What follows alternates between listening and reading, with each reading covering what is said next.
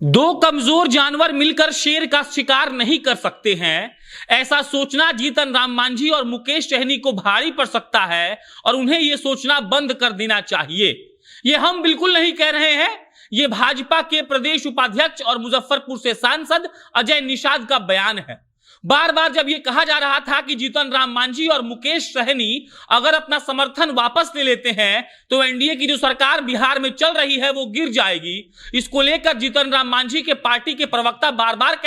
कह चुके हैं कि अगर वो लोग समर्थन वापस कर लेंगे तो भाजपा के सारे लोग राम राम जपने लगेंगे। और इसी के बयान के मद्देनजर भाजपा के प्रदेश उपाध्यक्ष और अजय निषाद ने यह बयान दिया है कि दो जो कमजोर जानवर हैं वो अगर मिल भी जाते हैं तो वो शेर का शिकार नहीं कर सकते हैं। और भाजपा बहुत सही तरीके से बिहार में सरकार चला रही है और नरेंद्र मोदी के नेतृत्व में बिहार का चौतरफा विकास हो रहा है। आपको बता दें कि जीतन राम मांझी ने जब से ब्राह्मणों को लेकर बयानबाजी शुरू की थी उस वक्त से लेकर अब तक लगातार ये कयास लगाए जा रहे हैं कि जीतन राम मांझी आएंगे और सार्वजनिक मंच से सही तरीके से माफी मांगेंगे। उन्होंने ब्राह्मणों को भोज करवा दिया, लेकिन उनके प्रवक्ता ने यह भी कह दिया कि भाजपा के प्रवक्ता लोग कम बोले, वरना अगर जीतन राम मांझी की पार्टी ने अपना समर्थन वापस ले लिया तो भाजपा को राम राम जपना पड़ेगा। और इसी के मद्देनजर अजय निषाद ने यह बयान दिया है कि जीतन राम मांझी और मुकेश सहनी की पार्टी दो छोटे जानवर हैं और दो छोटे जानवर मिलकर शेर का शिकार नहीं कर सकते हैं।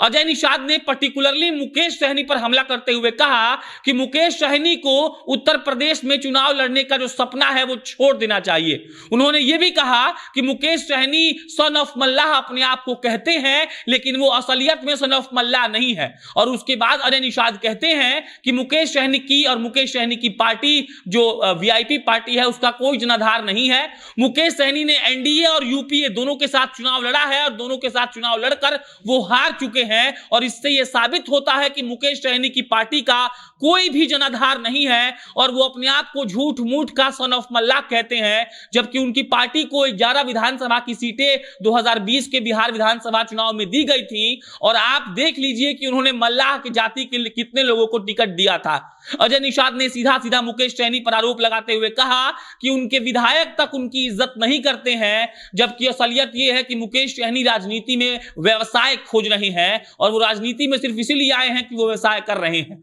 मुकेश सहनी पर लगातार आरोप लगा रहे अजय निषाद पहले यह बोल चुके हैं कि अगर मुकेश सहनी को बिहार में सही से रहना है, बिहार में उनकी पार्टी को ठीक ठाक से चलाना है, तो उनको उत्तर प्रदेश में योगी योगी करना होगा। आपको बता दें कि मुजफ्फरपुर के बोचहा विधानसभा सीट अभी खाली हुई है, वहां के माननीय विधायक की मृत्यु हो गई, वहां पर उपचुनाव होने वाले हैं और बार बार यह अल्टीमेटम भाजपा की तरफ से दिया जा रहा है कि वहां की सीट पर भाजपा अपना मजबूत कैंडिडेट उतारेगी। और अजय निषाद जो प्रदेश उपाध्यक्ष है भाजपा की तरफ से बिहार का, वो ये भी कह चुके हैं कि मजबूत कैंडिडेट निकालेगी बोचहा से भाजपा और उस सीट को जीतने के प्रयास के लिए वो सीट कौन ले लेगा? भाजपा। लेकिन आपको याद हो कि वो सीट वीआईपी पार्टी के मुकेश सहनी के पार्टी के विधायक की थी और अभी नियमा मुताबिक तो वो सीट वीआईपी पार्टी को मिलनी चाहिए, लेकिन जैसे जैसे मुकेश सहनी उत्तर प्रदेश में अपना रंग और तेवर दिखा रहे हैं उसके मद्देनजर यह लग रहा है कि भाजपा उनको सबक सिखाने के लिए वहां के उपचुनाव में भाजपा के किसी प्रत्याशी को उतार सकती है और यह संदेश दे सकती है कि अगर आप उत्तर प्रदेश में जाकर हमारा विरोध करेंगे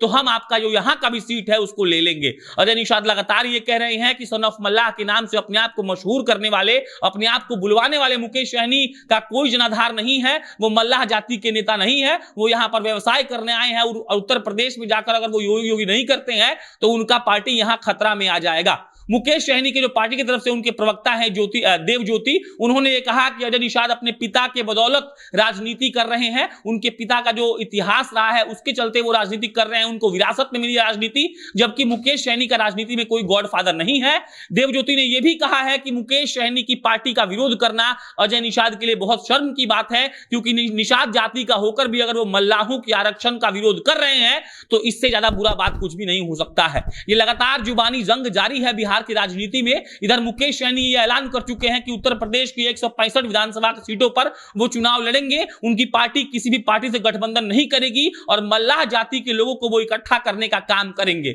बहरहाल हमें ये देखना होगा कि जीतन राम मांझी और मुकेश सहनी के डर से क्या बिहार में भाजपा डरेगी और क्या मुकेश सहनी के डर से उत्तर प्रदेश में भाजपा डर जाएगी और मुजफ्फरपुर के बोचहा विधानसभा का सीट आखिर किसके पाले में आता है, यह भी एक बहुत बड़ा सवाल है। बाकी जो जुबानी जंग है वो जारी है, लगातार ये ये इस बात पर आरोप लगाया जा रहा है कि मुकेश सहनी और जीतन राम मांझी चाह कर भी भाजपा की सरकार को नहीं गिरा सकते हैं। अजय निषाद ने यह भी मेंशन किया था कि मुकेश सहनी पीछे के दरवाजे से एमएलसी बने हुए हैं और उसके बाद मंत्री बने हुए हैं, और अगर वो भाजपा से अलग होते हैं तो उनको भारी नुकसान हो सकता है। बहरहाल जीतन राम मांझी और मुकेश सहनी की मीटिंग चल रही है, वो लोग बात कर रहे हैं। लगातार ये कयास भी लगाया जा रहा है कि हो सकता है कि वो दोनों मिलकर बिहार विधानसभा गिरा दें, क्योंकि अगर नंबर्स में हम लोग जाएं तो मुकेश सहनी की पार्टी वीआईपी और जीतन राम मांझी की पार्टी हम, अगर ये दोनों अपना समर्थन वापस खींचते हैं तो एनडीए की सरकार जो चल रही है नीतीश कुमार जी के नेतृत्व में, वो खतरे में आ सकती है। हमें यह देखना होगा कि अजय निषाद के बोलने से मुकेश सहनी पर कितना फर्क पड़ता है। हमें यह भी देखना होगा कि मुकेश सहनी क्या उत्तर प्रदेश में